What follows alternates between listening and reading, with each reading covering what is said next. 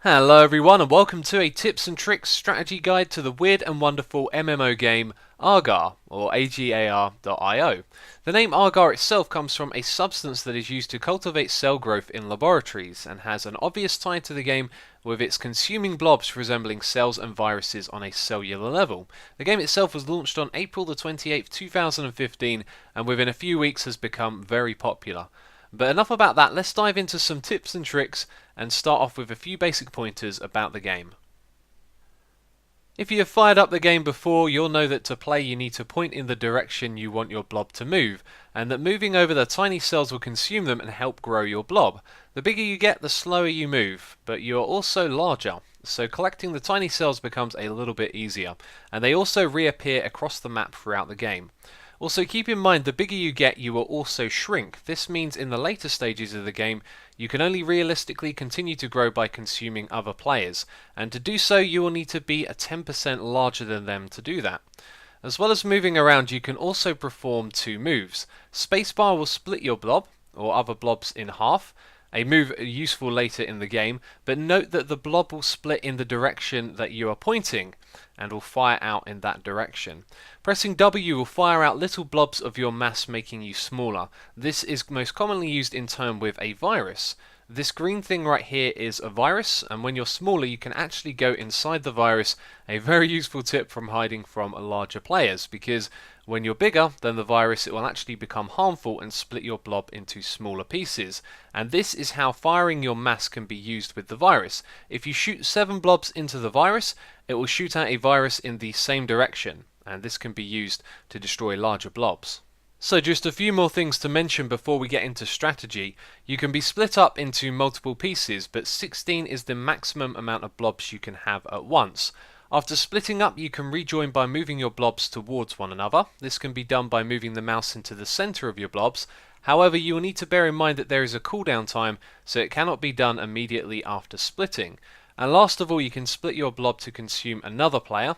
Your split blob will need to be 33% larger than the blob you are trying to consume. This is different from when you are a single blob, in which case you only need to be 10% larger. So let's talk strategy. The early game is a relatively simple one. You're going to try to grow and stay alive, and to do so is relatively apparent. Swim around consuming cells and grow your blob whilst dodging the larger players. Keep in mind the viruses. In the early game they are your friends. Of course you can hide inside them from the larger players on the map.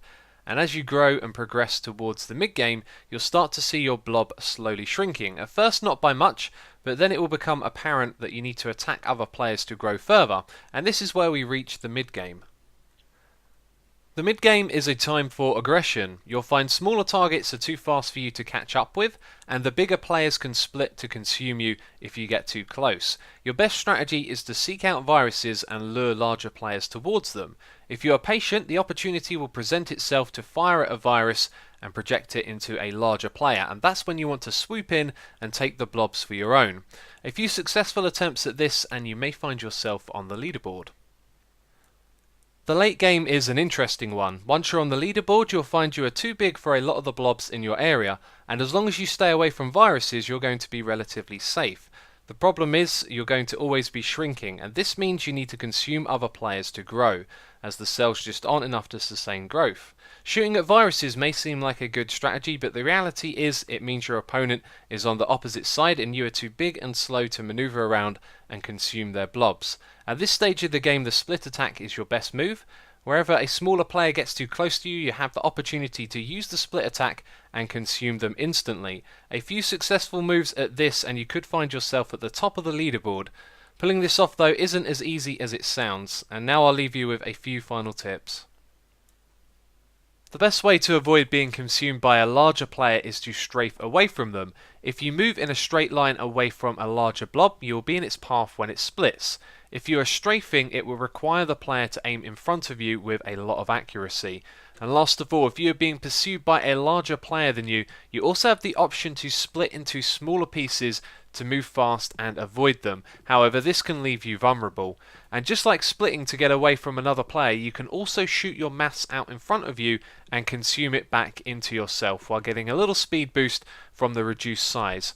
Also, wherever you are in the game, it's always a good idea to head into areas with lots of cells, and if you have just started a new game, you could split up to move around quicker since the time spent is minimal.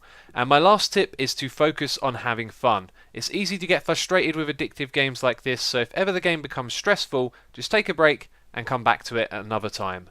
And that is it for this tips and tricks strategy guide. I hope you found the information useful, and if you want to support this video, please consider leaving a thumbs up, and if you have any tips of your own to share, leave them in the comment box down below. But that is it from me at this video, so as always, thank you very much for watching, and I'll catch you next time.